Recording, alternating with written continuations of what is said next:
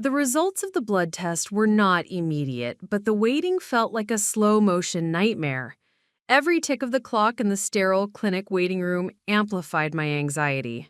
I kept my hands folded tightly in my lap, trying to maintain a sense of composure, but the tightness in my chest made it hard to breathe. Nurses passed by with their usual efficiency, unaware of the storm brewing inside me. I caught glimpses of other patients, some fidgeting, some reading magazines, some talking quietly on phones, and I envied their ordinariness, their oblivion to a danger I had begun to feel closing in at home. I had to know the truth.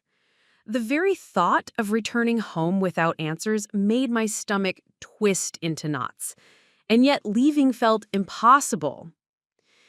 Before we jump back in, tell us where you're tuning in from, and if this story touches you, make sure you're subscribed, because tomorrow I've saved something extra special for you. When the nurse finally called my name, my legs felt like they were carrying bricks. I followed her to the examination room, my mind spinning with every possible scenario. She led me to a chair, and as I settled in, she explained the procedure with the clinical politeness that only made my anxiety worse. Blood tests were routine, she said, but I could feel my pulse accelerate with each word, as if my body were trying to warn me that what I was about to discover could be life-altering. I rolled up my sleeve, trying to keep my hands steady, and the sharp pinch of the needle brought a brief sting of reality. This was no longer speculation. This was real, tangible, and completely outside my control. By the time I left the clinic, the sun had dipped low behind the rooftops of my neighborhood, painting the streets in shades of gold and crimson. The drive home was silent, punctuated only by the occasional click of the turn signal and the hum of the engine. My mind wandered, piecing together everything I had observed over the past 2 weeks. The secretive capsules, the sudden insistence on water, the hidden bottle behind the cookbooks, my dizziness and nausea. I started imagining motives, but each one felt darker and more implausible than the last. What kind of parents could intentionally harm their child? And for what reason?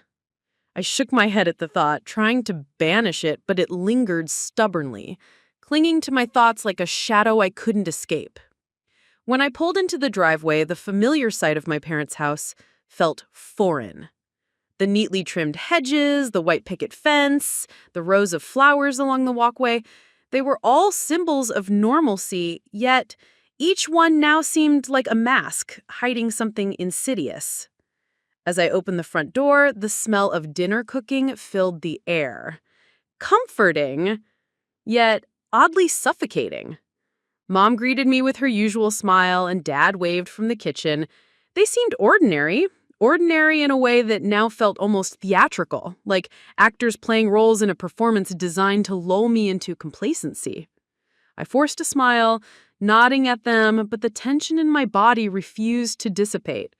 Every instinct in me screamed that nothing in this house was truly safe anymore. That night, I couldn't bring myself to eat the dinner Mom had prepared.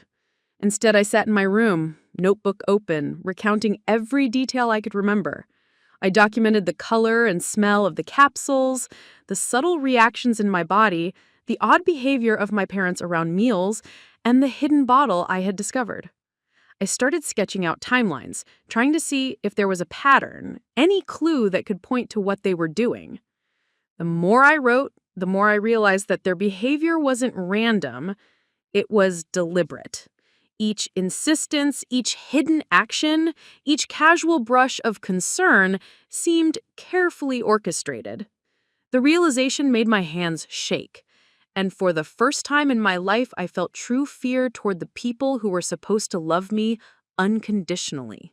I decided to reach out to a friend I trusted, someone outside of the house who could offer perspective. I told Jenna everything, the capsules, the hidden bottle, my symptoms, the secretive behavior. Jenna's reaction was immediate and intense.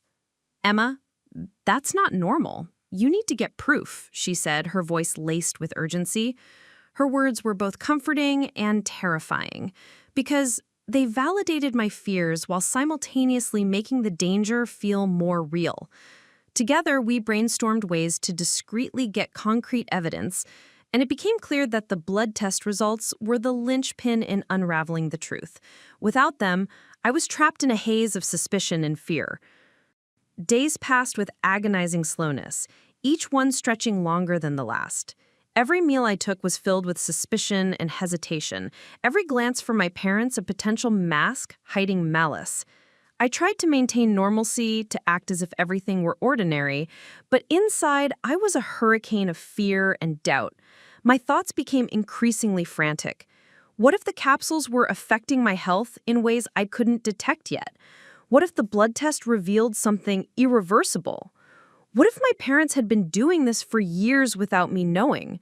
The questions were endless, and the weight of the unknown threatened to crush me. Finally, the call came. The clinic's number flashed on my phone, and my hands shook as I answered. "Emma Hargrove?" the nurse asked, her voice calm and professional. "Your test results are back. We need to schedule a time to review them with you." The words hung in the air like a suspended dagger. My heart pounded, my stomach lurched, and an icy dread settled over me. I knew that the moment of truth was finally here. Soon, I would have the proof, the undeniable evidence that would confirm or dispel the fears that had been consuming me for weeks. Little did I know, the revelations in that blood report would not only expose the sinister actions hidden in plain sight, but would also set off a chain of events that would change the very foundation of my life, forcing me to confront betrayal, danger, and the unimaginable reality of what my parents had been hiding. The moment I opened the email from the clinic, my hands were shaking so violently I almost dropped my phone. The subject line alone, lab results for Emma Hargrove, made my chest tighten with a mixture of dread and anticipation. I had rehearsed countless scenarios in my head, each more terrifying than the last, but nothing could have truly prepared me for the reality that would be revealed. I clicked open the attachment, my eyes scanning the columns of medical terminology, my heart skipping as I searched for anomalies. At first, the data looked incomprehensible, a tangle of numbers, percentages, and abbreviations. But then I reached the section labeled Toxicology Screen, and the world seemed to stop. There, in bold letters, was a finding that sent a shockwave through my entire being. Traces of sedative compounds were present in my bloodstream. Substances my parents had never mentioned, never admitted to administering, and had masked under the guise of vitamins. I read the line over and over, convinced that I must be misinterpreting it, that some clerical error had been made. But the more I stared, the more undeniable it became. These were chemicals with no health purpose for a healthy 19-year-old. Compounds capable of inducing lethargy, dizziness, and subtle but cumulative cognitive impairment. Every morning I had felt weak, disoriented, or nauseous suddenly made sense. Every time my parents had insisted I take the capsules, their insistence had been part of a carefully orchestrated pattern, a manipulation I could no longer ignore. I felt the room tilt around me, the floor unsteady, as though the walls of my home, the place I had always considered safe, were suddenly made of glass and could shatter at any moment. I tried to breathe, tried to steady my racing thoughts, but panic clawed at the edges of my mind. The first instinct was disbelief. Parents don't do this. Parents protect, nurture, and guide. They don't secretly drug their own child, masking sedatives as vitamins, monitoring reactions, hiding evidence. And yet, here it was, laid bare in a cold, impersonal report that left no room for doubt. My fingers trembled as I scrolled through additional pages, dosage estimates, accumulation rates, and notes from the lab suggesting that the presence of these sedatives was consistent over multiple days. My heart sank further. They hadn't just done it once. This had been a repeated, deliberate pattern, meticulously hidden behind smiles and reassurances. Preparing and narrating this story took us a lot of time, so if you are enjoying it, subscribe to our channel. It means a lot to us. Now, Back to the story. I knew I couldn't confront them yet, not without proof beyond the lab report, not without a plan. I spent the next hour organizing the information, making notes, cross-referencing the compounds with reliable medical sources. Each description of potential effects read like a mirror of my experiences over the past 2 weeks: confusion, fatigue, bouts of dizziness, nausea. The evidence was mounting, and my unease transformed into a resolute certainty. I was being manipulated, and if I didn't act carefully, I could become a victim of an even greater harm than I had yet imagined. The realization hit me like a punch to the gut. This wasn't just about vitamins or health supplements. This was a betrayal that went beyond the ordinary bounds of parental control. After meticulously compiling the information, I reached out to Jenna again, needing an external perspective to keep myself grounded. When I explained what I had found, her voice rose in alarm. "Emma, that's not just manipulation. That's poisoning. You have to take this seriously. We need evidence, and we need to plan your next steps carefully." Her words, urgent and unwavering, validated my worst fears while simultaneously giving me the courage to act. For the first time since discovering the hidden capsules, I felt a glimmer of agency. I wasn't powerless. I had proof. And that proof could become my shield. Over the following days, I became increasingly strategic. I documented every interaction with my parents, recording conversations, noting when capsules were offered or pushed, observing their body language for subtle clues of guilt or deception. I began to stockpile my evidence in a secure folder on my laptop, saving screenshots, typed notes, and even discrete photos of the bottles and capsules. The meticulous process felt exhausting, but it was necessary. Every precaution I took seemed justified as my parents' behavior subtly shifted in response to my quiet vigilance. They seemed more attentive, almost hyper-aware of my actions, which only reinforced my suspicions that they were aware of my growing doubts. During this time, I also began reaching out to a local physician independently from my parents, explaining the situation without divulging names. I needed professional guidance, someone who could interpret the toxicology findings, assess potential health risks, and provide advice on how to proceed safely. The doctor I spoke with, a kind but firm woman named Dr. Reynolds, listened carefully and didn't dismiss my concerns. She confirmed what I had feared. The compounds in my blood, even at the levels detected, could cause serious physical and cognitive effects if administered repeatedly. Dr. Reynolds advised immediate caution and suggested steps for documenting my parents' actions in a legally sound way should further intervention become necessary.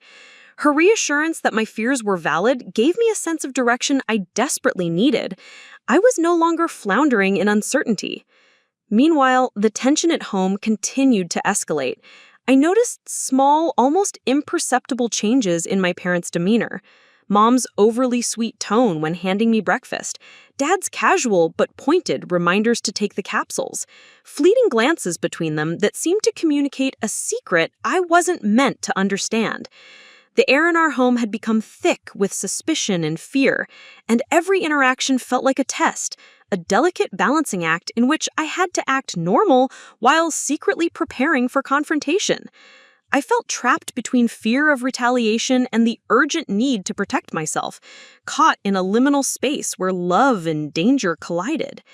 One evening, as I was reviewing my documentation, I realized that I had enough material to confront the situation cautiously, yet decisively.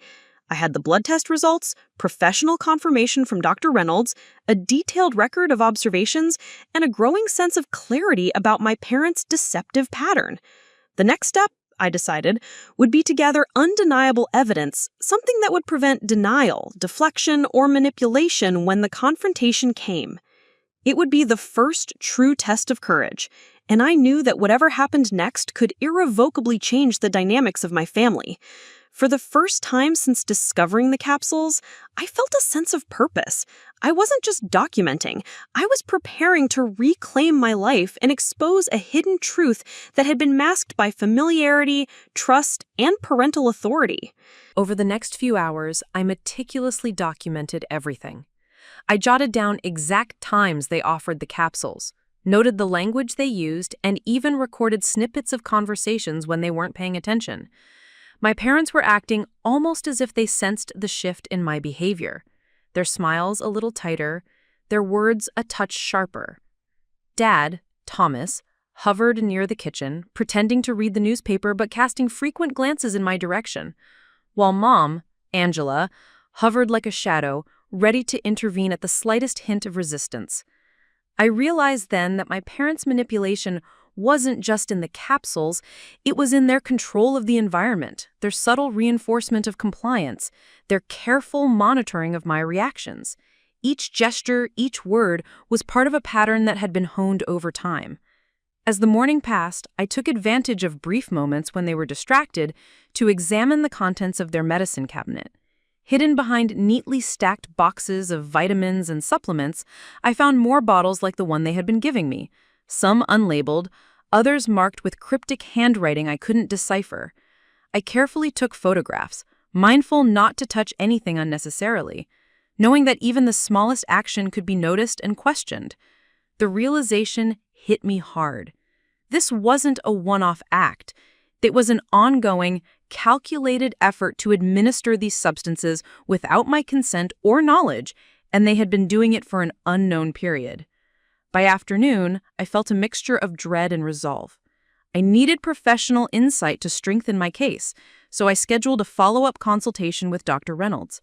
I brought all my documentation, photographs of the pills, notes of my observations, and details from the initial blood test.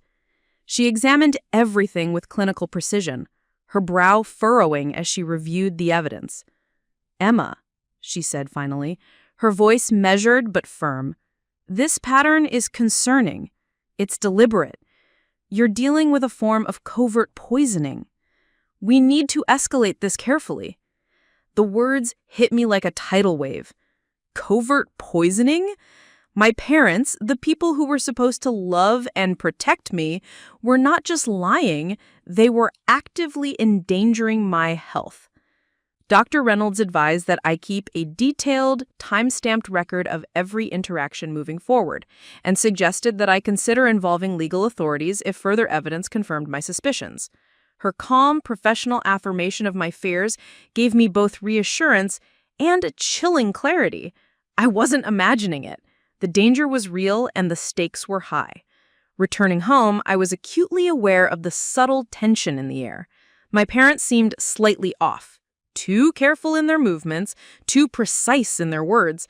It was as if they had sensed my shift in vigilance and were adjusting their behavior accordingly. I realized that any misstep on my part could tip the balance, so I continued to act normal while secretly preparing for confrontation.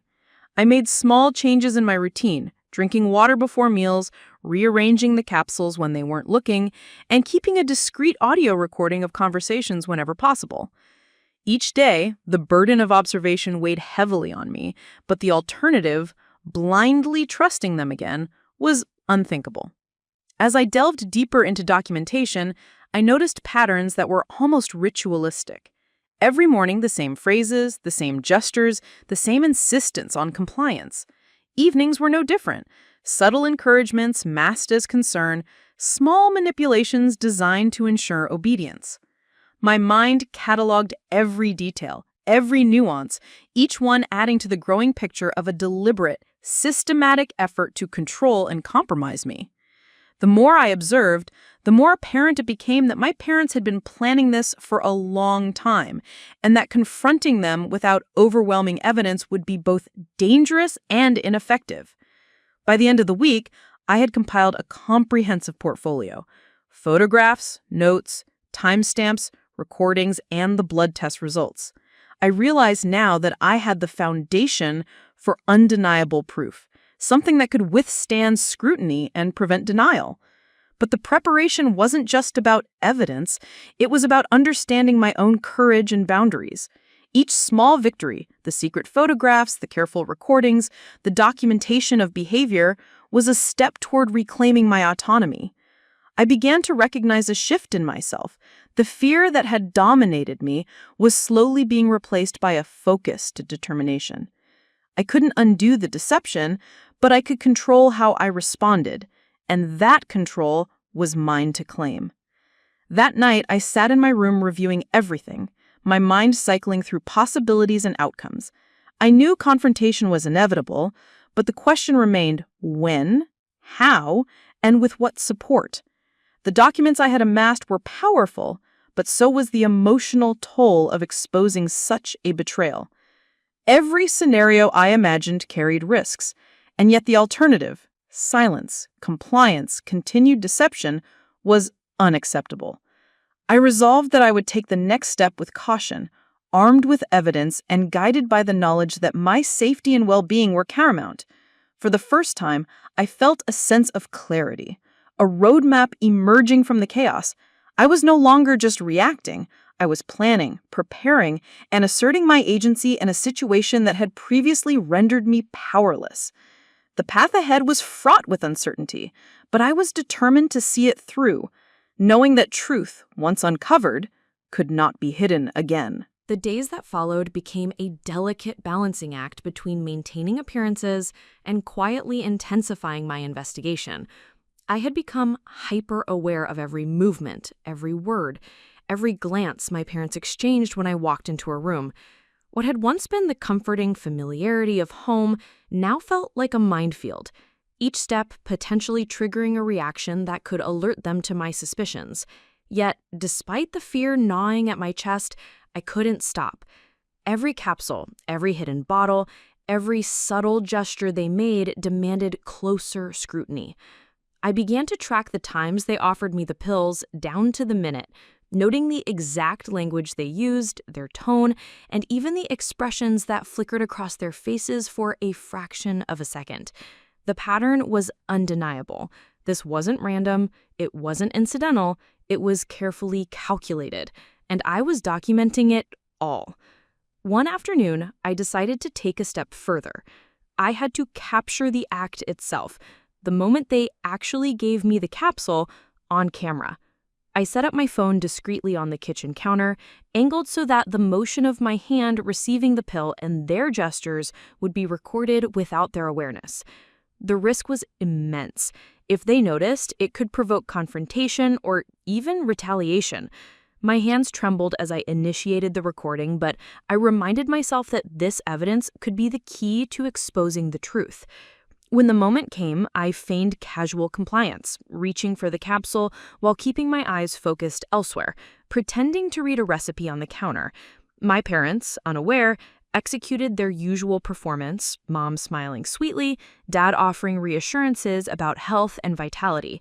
But now, the camera captured every subtle movement, every minor nuance that, when reviewed later, would provide undeniable proof of their deception. The intensity of my observations began to affect my own routines. I was constantly vigilant, timing meals, keeping track of capsules, documenting conversations in code so that if anyone stumbled upon my notes, they wouldn't immediately understand their significance. Every interaction at home was colored by suspicion, yet I had to act as though nothing had changed. The tension was exhausting, both mentally and emotionally, but each small piece of gathered evidence reinforced my determination. I felt as though I was building a fortress of truth, brick by brick, against the oppressive force of parental control that had gone unnoticed for too long. One evening, while reviewing the footage I had captured that day, I noticed something subtle but deeply disturbing. As my mother handed me the capsule, she subtly glanced at my father, a flicker of acknowledgement passing between them, almost imperceptible but clear enough on the recording. It was a silent communication that confirmed everything I had feared. They were aware of their actions, coordinating them deliberately, and acting with a shared purpose. The realization made my stomach twist, a mix of fear and resolve surging through me. These weren't careless mistakes. This was intentional. And now I had evidence that could speak louder than any accusation I might make verbally. At the same time, my parents' behavior began to shift in response to my increasing vigilance. They became slightly more insistent, their gestures more precise, almost as if they suspected my growing awareness. Dad's casual remarks about trusting us were more frequent, his tone tinged with a subtle edge that hinted at both reassurance and warning. Mom's presence seemed more constant, hovering in ways that were almost oppressive, her smile tight, her eyes flickering with something I couldn't quite name. Concern, perhaps, or maybe calculation. Each interaction was a careful dance, and I realized I had to maintain composure while gathering the final pieces of evidence I needed. In parallel, I sought external guidance to ensure my documentation would hold up under scrutiny. I met again with Dr. Reynolds, sharing the recordings, photographs, and detailed notes I had collected. She examined everything meticulously, nodding with the seriousness of someone who understood the stakes. "Emma," she said, "this pattern is unequivocal. You are dealing with deliberate and repeated exposure to sedatives. You've documented it exceptionally well. At this point, we need to think about next steps carefully. Evidence like this will be critical if authorities need to become involved, but your personal safety has to come first." Her words were both a relief and the sobering reminder that the situation was escalating, that what I had uncovered could not be ignored or taken lightly. As the week progressed, I began noticing the subtle physiological effects of the capsules even more acutely, the way my body responded differently depending on timing and dosage. Each day became a controlled experiment. Careful ingestion under observation, discrete measurement of symptoms, and immediate notation of any unusual effects. I felt trapped in my own home, both a captive and a detective, navigating a reality that had become surreal and frightening. The combination of fear, adrenaline, and determination sharpened my senses. I began to notice even the tiniest detail that might have gone unnoticed before. The slight discoloration on the capsule coating, a fleeting hesitation in their smiles, a minor shift in tone that betrayed underlying tension. Then, one afternoon, I overheard a conversation between my parents that froze me in place. From the doorway of the kitchen, hidden, I caught fragments of words. "She's starting to question. We need to be careful. Don't let her see." It was a stark confirmation that my fears were not only real, but recognized by them. They were aware that I was observing, analyzing, and becoming suspicious. And now the stakes were even higher. The act of gathering evidence had shifted from precaution to necessity. It was no longer just about understanding, it was about protection. By the end of Part 5, I realized the truth I had been chasing was now undeniably within reach. Every piece of documentation, every photograph, every recording pointed to a deliberate pattern of deceit, and yet the culmination of my work would require a confrontation, a reckoning I was both terrified and determined to face. The tension was unbearable, but within it lay the clarity of purpose. I would not be silenced, manipulated, or controlled. The truth had to be exposed, and I now had the tools to ensure it could never be denied. The coming days would demand courage, strategy, and resilience as the reality of my parents' actions collided with the certainty of undeniable proof. The day the laboratory called to confirm the follow-up analysis, I felt my stomach tighten in a knot that no amount of deep breathing could unravel. Dr. Reynolds had assured me that the initial blood test was reliable, but the confirmation now carried an unmistakable weight.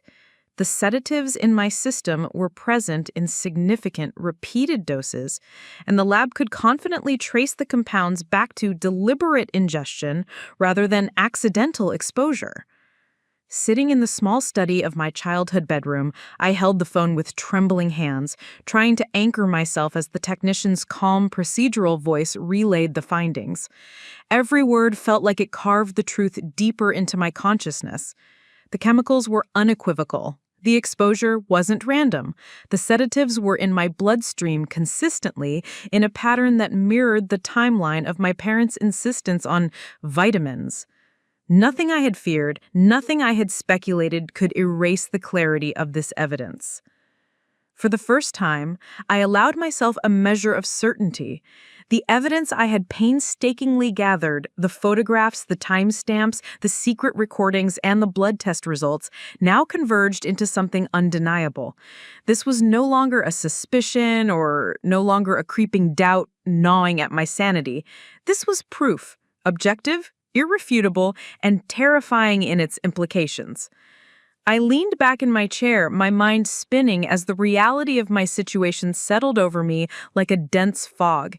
My parents, my protectors, my guides, had been administering sedatives under the guise of care, controlling my body, monitoring my reactions, and masking their deception behind smiles and reassurances.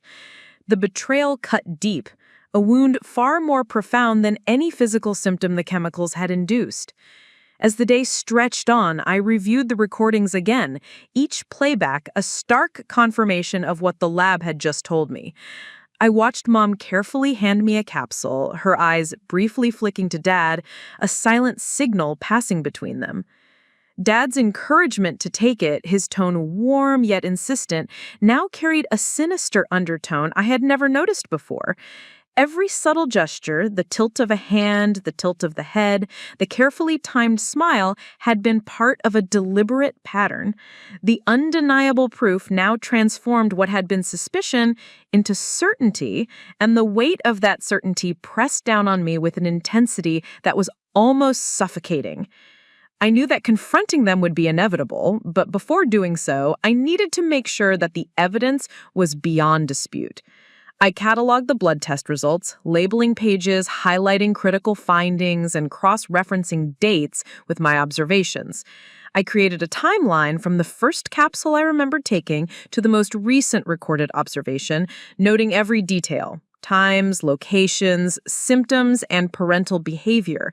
The pattern was as precise as clockwork, a meticulous orchestration that revealed the full extent of their manipulation.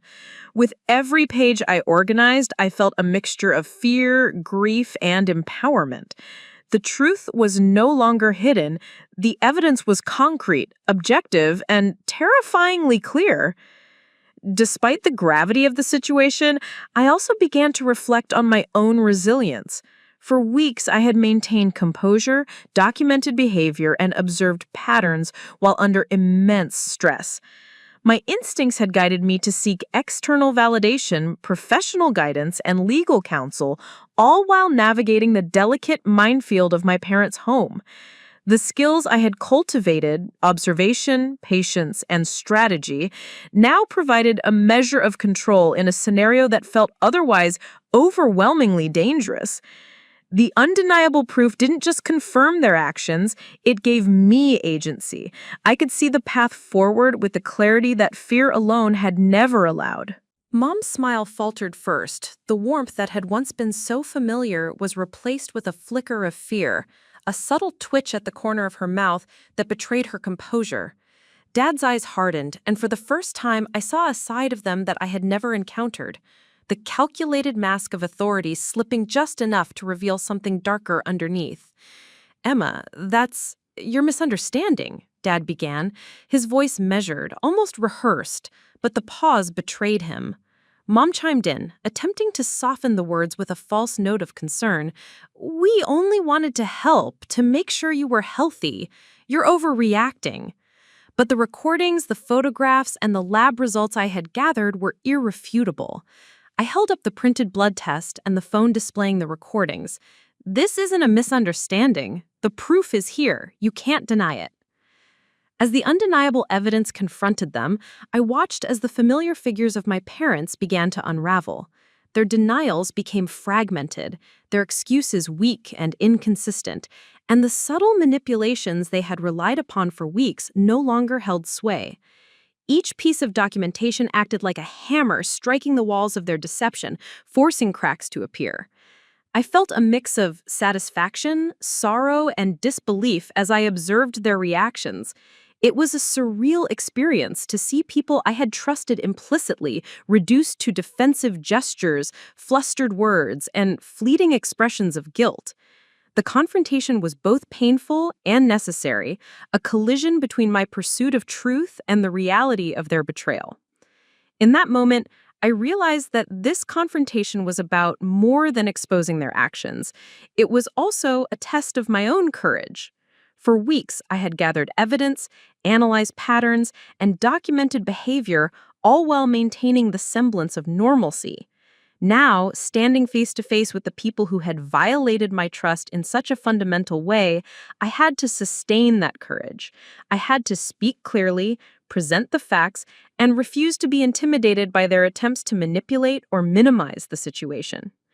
Every word I spoke, every document I held up, was a declaration of my autonomy and my refusal to be silenced.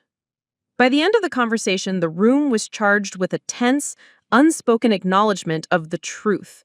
Mom and Dad were forced to confront the undeniable reality, their authority undermined by concrete evidence.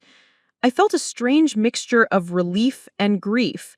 Relief that the truth could no longer be hidden, grief for the betrayal that had been woven into my life by the people I loved most.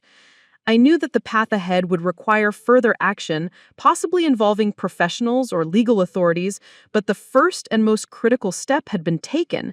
I had chosen to speak, to confront, and to assert the truth. The moment of no return had arrived, and there was no going back. I had reclaimed my voice, and with it, a measure of control over my life that had been denied to me for far too long. The days following the confrontation became a tense battlefield of subtle intimidation and emotional manipulation. Even though I had presented irrefutable evidence, my parents refused to fully acknowledge the gravity of their actions, and the house became a theater of silent threats and loaded words. Mom moved around the kitchen with a performative calm, placing dishes carefully as if orchestrating a scene, her smile tighter than usual, her eyes darted toward me as though measuring my resolve. Dad took to lingering in doorways, his presence looming, a quiet warning that they were still in control. Every interaction felt like a test, a contest of wills where I had to navigate their escalating tactics without giving away my next move. The atmosphere was heavy, a constant reminder that truth alone did not immediately dismantle deception, but can instead invite further conflict before resolution. Determined not to be intimidated, I reached out again to Dr. Reynolds, sharing my observations of their escalating behavior. She confirmed my instincts. My parents' responses were typical defensive maneuvers from individuals confronted with irrefutable evidence of wrongdoing, often characterized by attempts to regain control through psychological pressure or subtle intimidation. Dr. Reynolds emphasized the importance of maintaining detailed records of every interaction, ensuring that my documentation remained thorough and precise. She also suggested that I consider involving legal authorities or a child advocacy organization, emphasizing that my safety and mental health were paramount. Her guidance gave me a structured approach to what felt like a chaotic escalation, transforming fear into actionable strategy. Later that evening, I considered the practical implications. The undeniable proof meant that any confrontation had to be carefully planned. I couldn't rely on emotion or accusation. I needed to present evidence, documented and corroborated, in a way that left no room for denial. I started drafting a plan for how to approach the situation, first securing my personal safety, then presenting the compiled evidence to a professional, perhaps Dr. Reynolds or a legal advisor, before any direct confrontation with my parents. Each scenario I envisioned carried risks, but each also carried the potential to reclaim my autonomy and ensure accountability. The undeniable proof had transformed fear into strategy, and strategy into empowerment. Yet the psychological impact was immense. I found myself reflecting on every memory of my parents with fresh eyes, wondering which moments had been genuine and which had been part of the deception. Even casual interactions, their hugs, their reassurances, the bedtime stories when I was younger, now carried the shadow of doubt. The emotional weight was heavy, almost overwhelming, but it was tempered by the clarity of the evidence. For the first time in weeks, I felt the faint stirrings of hope, not for reconciliation, not for forgiveness, but for justice, for recognition of the truth, and for a path forward where I could reclaim control of my own life. By the time I went to bed that night, I had reviewed the evidence multiple times, ensuring every detail was accounted for, every observation noted, every document properly filed. I felt the strange combination of exhaustion and resolve, the mental and emotional toll of weeks of vigilance, finally meeting the certainty of undeniable proof. In my dreams, the capsules appeared again, but this time I faced them armed with knowledge and strategy rather than confusion and fear. I knew that the next steps, confrontation, accountability, and ultimately resolution, would be the most challenging yet. The undeniable proof had transformed speculation into certainty, fear into action, and hidden truth into something that could no longer be concealed. The turning point had arrived, and there was no going back. The morning after I fully absorbed the undeniable proof, I felt a mixture of dread and determination heavier than anything I had experienced before.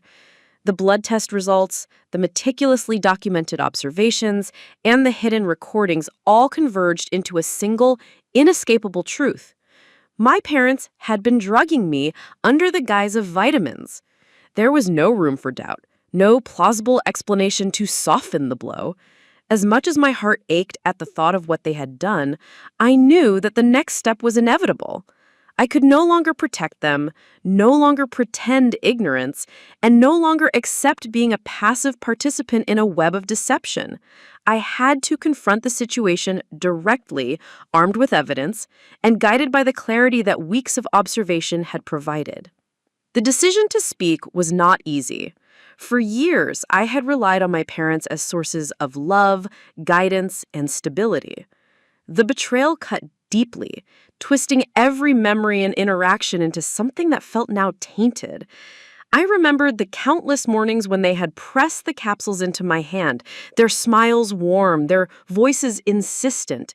Every word of encouragement, every gesture of care had been a mask. And yet, even with that pain, I knew that silence was no longer an option. Allowing the deception to continue, allowing them to maintain control over my body and my life, was a betrayal of myself. I resolved that I would act, not with rage, but with the measured precision of someone armed with undeniable proof and the moral clarity that comes from knowing the truth. I spent the morning reviewing my evidence, ensuring that everything was organized and comprehensive. The photographs of the capsules, the recordings of their interactions, and the lab results were compiled in a secure folder on my laptop, each piece cross-referenced with dates and symptoms. I also drafted a written account of my experiences, detailing my observations, the timeline of events, and the effects the substances had on me. This wasn't just preparation. It was a shield, a way to ensure that when the confrontation came, I would be presenting objective, verifiable proof rather than relying on emotion or accusation alone. My hands trembled as I reviewed each piece of evidence, but the trembling was tempered by a growing sense of empowerment. I was no longer at the mercy of uncertainty. I had the truth. When I finally approached my parents in the kitchen that afternoon, I felt the tension in the air immediately. Mom was arranging dishes, Dad reading the newspaper, both acting as though nothing was out of the ordinary. I set my laptop on the counter, opened the folder of evidence, and took a deep breath, steadying my voice before speaking. "We need to talk," I said, my words calm but firm. Their heads snapped up simultaneously, surprise and subtle alarm flashing across their faces. I continued, maintaining eye contact. "I have proof that the vitamins you've been giving me contain sedatives. I've documented everything, and my blood test confirms it. I need an explanation." For a brief moment, the room was silent, the weight of my statement hanging in the air like an unbreakable chain. Over the next several days, I continued to observe and document. Each morning, the offering of capsules was accompanied by a tension I had not noticed before, a slight pause in their movements, a quick glance exchanged between Mom and Dad, and a careful, almost rehearsed tone of reassurance. They were aware of my vigilance and were testing boundaries, gauging whether their attempts at intimidation could elicit compliance or self-doubt. I meticulously noted every gesture, every word, every pause, and every reaction. The process was exhausting but necessary. I realized that in this stage of exposing truth, evidence alone was not sufficient. How one navigates the psychological battlefield was equally crucial. During one particularly tense afternoon, I overheard a conversation between them that left me shaken but resolute. From the living room, I caught fragments of Dad's voice. "She's documenting everything. We need to be careful." Mom's response was quieter, measured. "We can't let her expose us yet. Keep her close, keep her distracted." The words were deliberate, calculating, and chilling. It became abundantly clear that my parents were not only aware of my actions, but actively strategizing to regain control. I felt a surge of both fear and determination. The stakes had escalated. This was no longer a domestic dispute. It was a battle for my autonomy and safety. That evening, I implemented additional precautions.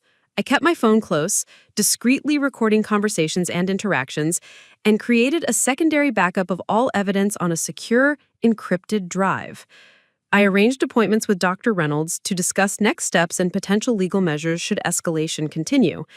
My parents' attempts to intimidate me had only strengthened my resolve. I began to see the confrontation as a multi-layered process, exposing truth, documenting responses, maintaining personal safety, and preparing for potential involvement of professionals or authorities.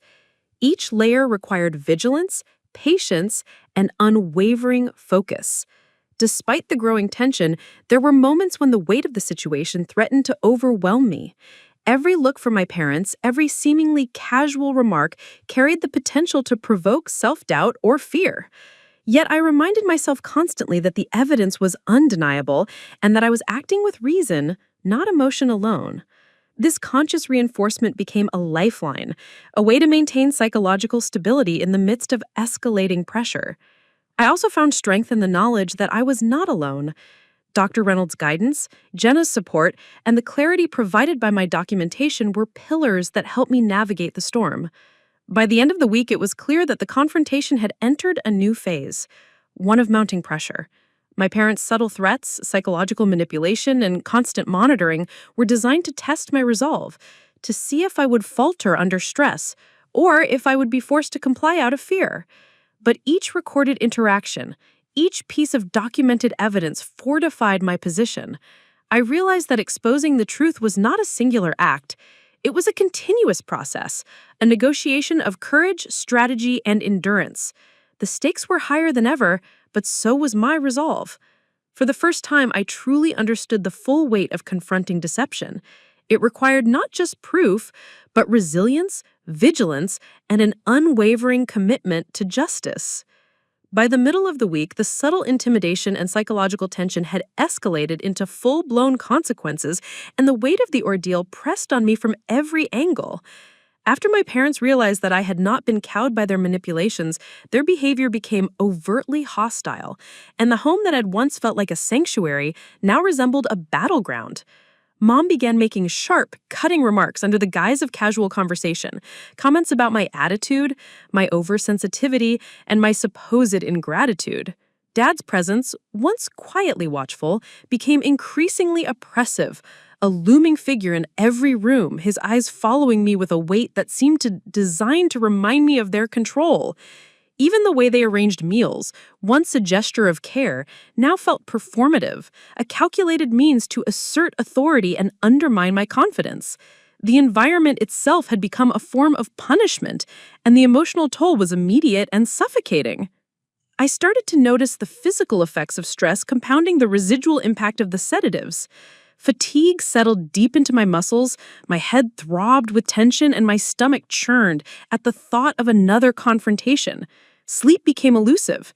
Each time I closed my eyes, I replayed moments from the past weeks, analyzing interactions, memorizing phrases, and reviewing the evidence again and again. My mind refused rest, cycling endlessly between fear, anger, and resolve.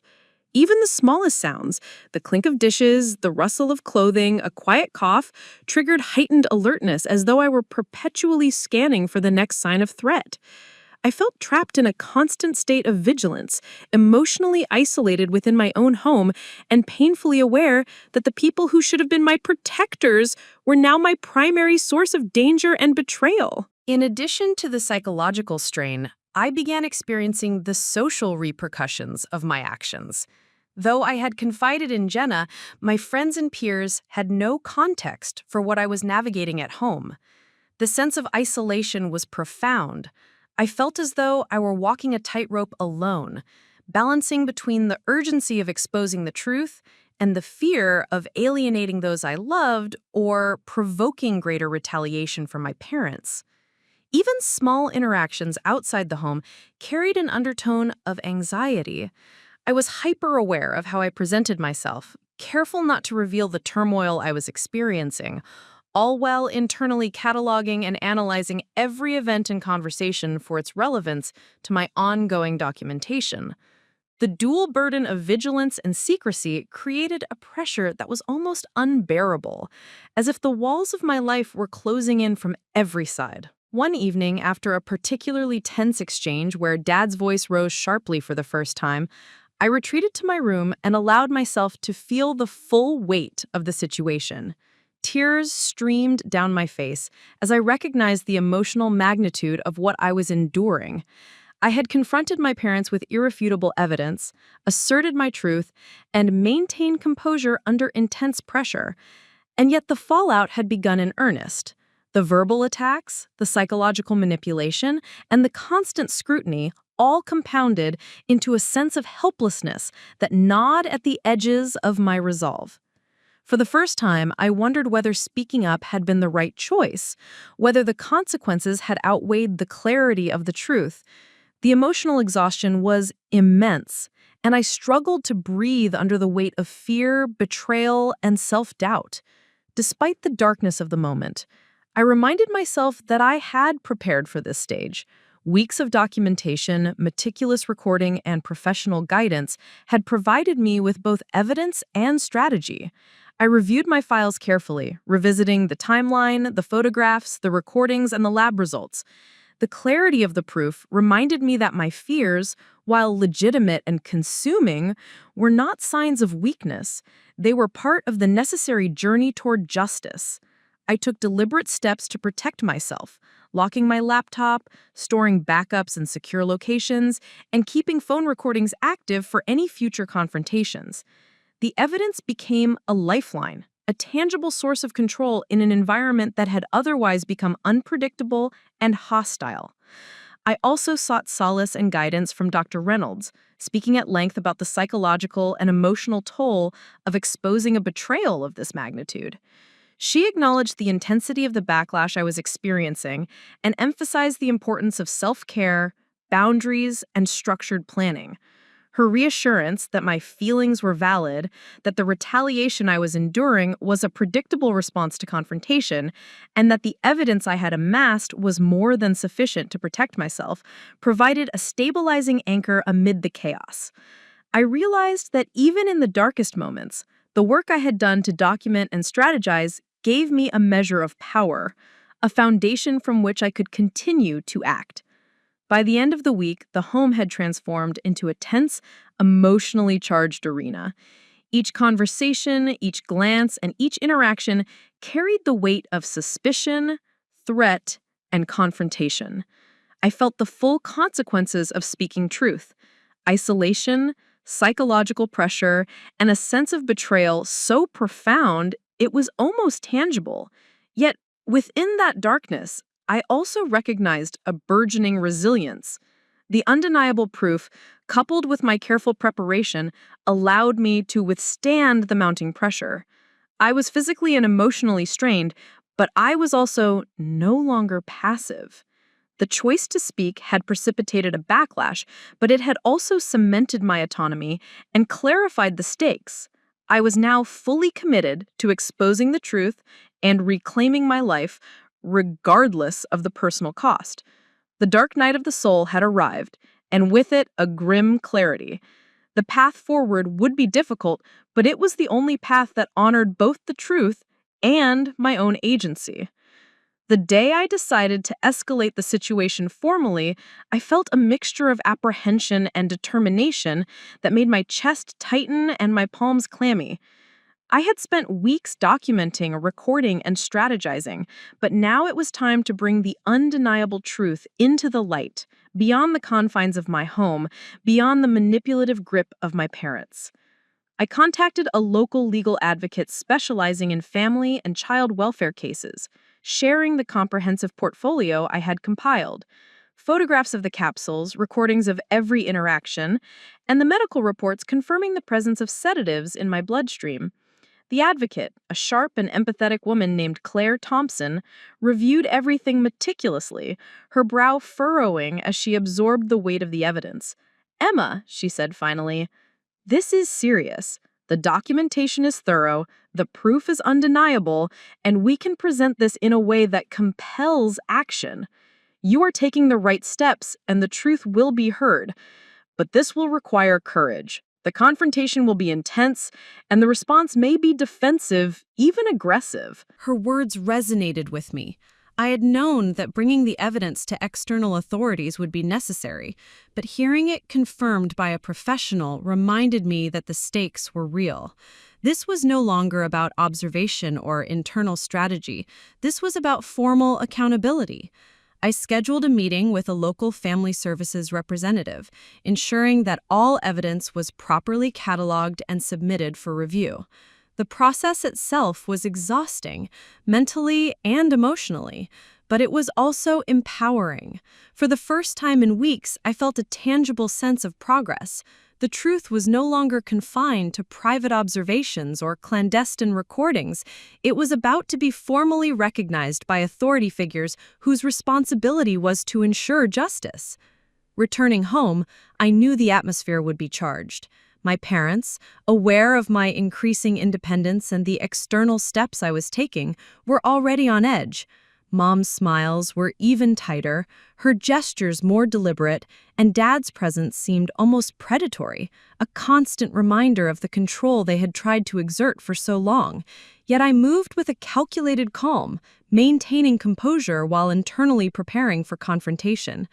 I reviewed my evidence one final time, cross-referencing dates, times, and details, ensuring that nothing could be misinterpreted or dismissed.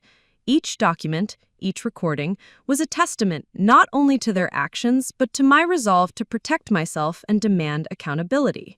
The meeting with Family Services was scheduled for late morning. I arrived early, clutching the folder that contained my organized evidence, my heart pounding, but my resolve solid. Claire Thompson accompanied me, offering both logistical support and emotional reassurance. As we entered the office, I felt the weight of the past weeks, of betrayal, fear, and relentless vigilance pressed down on me, but I also felt the power of truth on my side. The representative, a composed woman named Lauren Myers, greeted us warmly but professionally, her eyes scanning the evidence with an intensity that conveyed both concern and respect. As I began presenting my case, I noticed a shift in the room. The gravity of the situation became undeniable as each piece of documentation, each recording, and each blood test result was methodically reviewed. My parents, summoned to the meeting under the guise of discussion, were visibly unsettled, their carefully maintained composure beginning to fracture under scrutiny.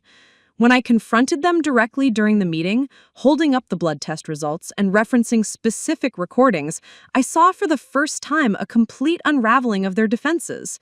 Dad's attempts at justification were stammering, inconsistent, and unconvincing, while Mom's reassurances transformed into defensive excuses that carried no weight against the overwhelming evidence. The representative probed carefully, asking precise questions, cross-referencing dates, and highlighting inconsistencies. Each response from my parents only reinforced the clarity of their deception. It was a surreal moment to see people who had wielded control for so long reduced to faltering explanations, their authority dismantled by the objective, undeniable proof I had painstakingly compiled. Throughout the confrontation, I felt a mixture of emotions, relief, validation, grief, and lingering anger, but I maintained a steady focus on the process. The representative's questions were structured, precise, and impartial, giving me a platform to assert my truth without fear of dismissal or manipulation. Claire Thompson provided guidance, ensuring that my responses were clear and consistent, and reinforcing the legal and procedural framework that protected both my testimony and my safety. For the first time in weeks, I felt the full impact of the power that undeniable proof carries. It cannot be ignored, twisted, or denied. Truth, when presented with clarity and evidence, commands acknowledgement. By the end of the meeting, the formal confrontation had achieved a significant breakthrough. My parents were left with no choice but to acknowledge, however reluctantly, the validity of the evidence and the gravity of their actions. The representative outlined the next steps, including monitoring, potential legal consequences, and safety measures to ensure I was protected moving forward. As we left the office, I felt a profound mixture of exhaustion and empowerment. The burden of secrecy, fear, and manipulation that had dominated my life for weeks had finally been confronted publicly, and justice, or at least the process of accountability, had begun. I realized that this was more than just a confrontation. It was a declaration of autonomy, a reclaiming of my voice, and an assertion of the truth that could no longer be silenced. In the days that followed the formal confrontation, a sense of cautious relief began to settle over my life, though the emotional landscape remained complex and raw. My parents, now acutely aware that their deception had been exposed and formally documented, had shifted into a more subdued mode. They no longer attempted overt manipulation, but the tension remained, a quiet acknowledgement that their previous control had been stripped away. For the first time in weeks, I could navigate my home without feeling constantly under siege, yet I remained vigilant. Trust, once fractured, could not be restored overnight, and the scars of betrayal lingered in every glance, every word, and every shared space.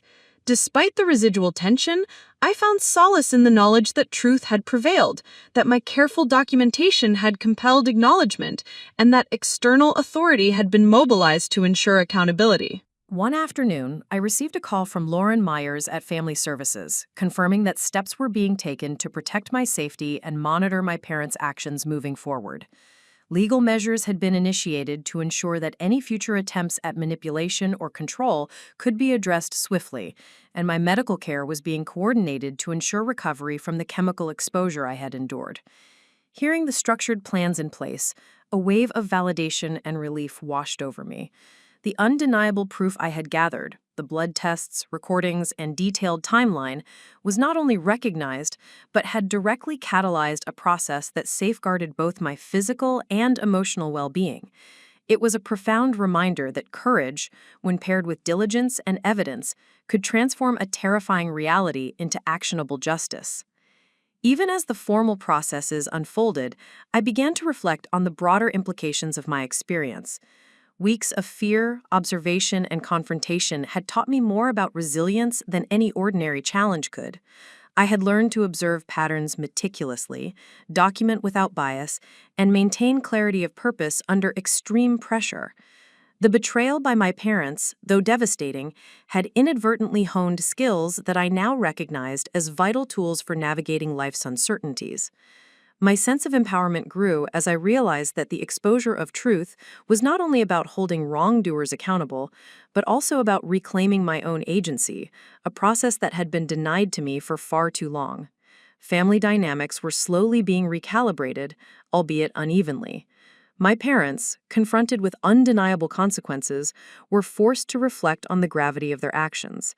While forgiveness was neither immediate nor guaranteed, the disruption of their previous patterns created a space for accountability and behavioral change. I observed tentative gestures of acknowledgement from them, a quiet offering of food without insistence, a brief attempt at conversation that felt more measured and less manipulative, but I maintained a careful balance. Trust could not be assumed. It had to be rebuilt incrementally, with clear boundaries and ongoing vigilance. The shift in household dynamics, while still fragile, reflected a movement toward equilibrium, a recognition that the past could no longer be hidden behind deception. During this period, I also sought emotional support outside the home, connecting with a counselor who specialized in trauma and family betrayal. Through our sessions, I processed the complex emotions that had accumulated: grief, anger, disbelief, and a cautious hope. I learned to differentiate between my parents' past actions and my own worth, to recognize that their manipulation did not define me, and to embrace the resilience that had carried me through the most harrowing weeks of my life.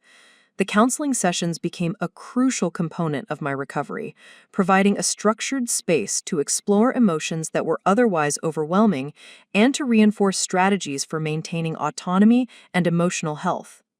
As formal accountability measures and emotional recovery progressed, I found opportunities to share my story in a controlled and supportive environment. Speaking to a small support group for young adults who had experienced betrayal or manipulation within their families provided a sense of community and validation. Their empathy, understanding, and shared experiences reminded me that the challenge I had endured, while unique in its specifics, resonated with broader themes of courage, vigilance, and the pursuit of truth. By sharing my journey, I transformed what had been an isolating ordeal into a platform for empowerment, not only for myself, but for others navigating similar hidden threats. By the end of the month, the tangible signs of resolution were evident.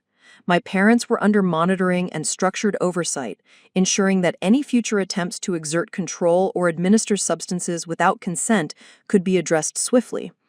I had regained autonomy over my daily routines, my health, and my personal space. The emotional burden, while still present, was balanced by the knowledge that the truth had been validated and recognized by authorities. The weeks of fear, vigilance, and documentation had culminated in a form of justice, one that underscored the power of courage, strategy, and unwavering commitment to exposing hidden deception. In those quiet moments, as I reflected on the journey from suspicion to undeniable proof, confrontation, and formal accountability, I recognized the transformation that had occurred within me. I had navigated fear, intimidation, and emotional betrayal while maintaining clarity of purpose and composure. The truth had been exposed, wrongs had been documented, and systems of accountability had been activated. Most importantly, I had reclaimed my voice, my autonomy, and my sense of self in a home where control had once been stolen. The resolution was not merely procedural, it was deeply personal, a validation of both courage and truth, and a foundation for a future defined not by manipulation, but by empowerment. Months had passed since the confrontation, the formal intervention, and the cascade of consequences that had begun to unravel my parents' deception. In that time, I had gradually reconstructed not only my daily routines and personal boundaries, but also my sense of self, which had been eroded by weeks of betrayal, manipulation, and fear. The home, once an environment charged with psychological tension and subtle intimidation, now felt cautiously navigable. Mom and Dad, still under monitoring and structured oversight, had shifted into a quieter mode, their authority diminished, their behavior tempered by the undeniable consequences of their actions. The constant vigilance that had dominated my life was no longer a daily requirement, yet the lessons learned in those intense weeks had become ingrained habits of awareness, reflection, and self-protection. I moved through my days with a sense of grounded clarity, a resilience born of necessity and honed through experience. The transformation I experienced was not merely circumstantial, but profoundly internal. I had endured a betrayal of trust that had left emotional scars, yet I had emerged with a strengthened sense of agency. The months of careful observation, evidence collection, and formal confrontation had reinforced the power of meticulous strategy, rational planning, and courage in the face of intimidation. Even in moments of residual doubt or emotional fatigue, I could remind myself that I had acted decisively, responsibly, and with unwavering commitment to truth. That clarity became a cornerstone of my emerging identity, someone who could navigate deception, assert boundaries, and reclaim autonomy even in the most challenging and emotionally charged circumstances. With the immediate danger behind me, I turned my attention to the broader implications of my experience and the ways in which it could serve as a foundation for helping others.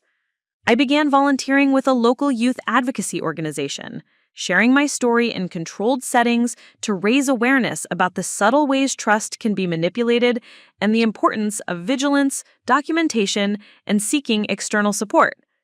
Each session, each conversation with young people facing similar challenges reinforced the notion that truth, courage, and evidence-based action could empower even those who felt trapped by betrayal. By transforming my personal ordeal into a platform for education and support, I found purpose and agency extending beyond the immediate circumstances of my life. Simultaneously, I continued to engage with professional guidance, both legal and psychological, to ensure that my recovery and empowerment were holistic.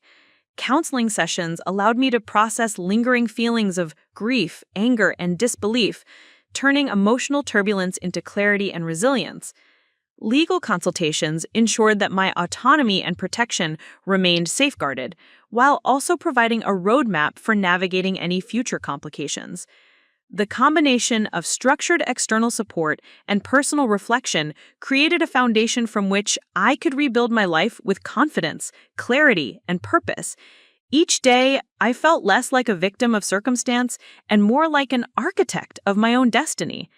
The changes were also reflected in my daily interactions at home.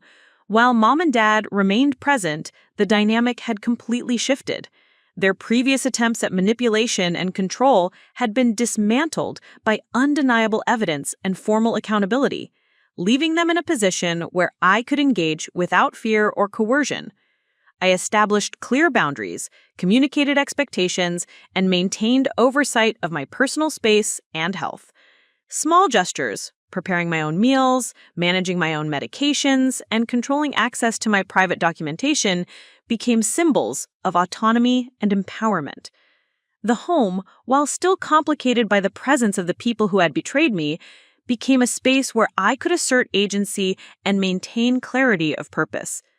As I reflected on the journey from suspicion to confrontation, from undeniable proof to formal accountability, I recognized the profound transformation that had occurred within me. I had moved from a state of fear and uncertainty into one of empowerment, resilience, and clarity. The experience had reshaped my understanding of trust, truth, and courage, teaching me that exposure of deception required patience, strategy, and unwavering commitment. More importantly, it demonstrated that even in the darkest circumstances, where those closest to you betray and manipulate, truth, preparation, and courage could reclaim autonomy, enforce accountability, and restore a sense of purpose. By the time spring arrived, I had not only reclaimed my home and autonomy, but had also begun envisioning a future in which my experience could serve as a guide and inspiration for others. I organized workshops on personal safety, documentation of abuse, and the importance of seeking external support. I spoke candidly about the importance of maintaining vigilance, recognizing subtle manipulation, and preparing concrete evidence when confronting hidden threats. In each presentation, I felt the echo of my own journey, the fear, the doubt, the painstaking documentation, and the courage it had required to confront undeniable truth. The transformation was no longer only internal. It had become a source of empowerment, advocacy, and hope for others navigating similarly challenging circumstances. Looking back, the capsules, the secret recordings, and the manipulated meals became more than evidence. They became symbols of my journey from vulnerability to empowerment. The experience had stripped away illusions, exposed hidden truths, and forced me to confront betrayal directly, yet it had also provided a roadmap for resilience, strategy, and courage. I had learned to trust my instincts, to document meticulously, to seek guidance, and to assert truth even when facing intense opposition. The journey had been harrowing, but it had also revealed the strength and resourcefulness I had always possessed. By the summer, I felt fully transformed. I moved forward with a sense of purpose that extended beyond personal vindication. My voice, once silenced and manipulated, now resonated clearly, both within my home and in the broader community I had chosen to engage. I had reclaimed autonomy, enforced accountability, and harnessed my experience as a source of empowerment. The journey from betrayal to resolution had left emotional scars, but it had also forged resilience, clarity, and a profound sense of hope. In confronting undeniable truth, I had discovered not only the courage to survive, but the capacity to thrive and to use my experience to guide, protect, and inspire others facing hidden dangers in their own lives. Up next, you've got 2 more standout stories right on your screen. If this one hit the mark, you won't want to pass these up. Just click and check them out. And don't forget to subscribe and turn on the notification bell so you don't miss any upload from us.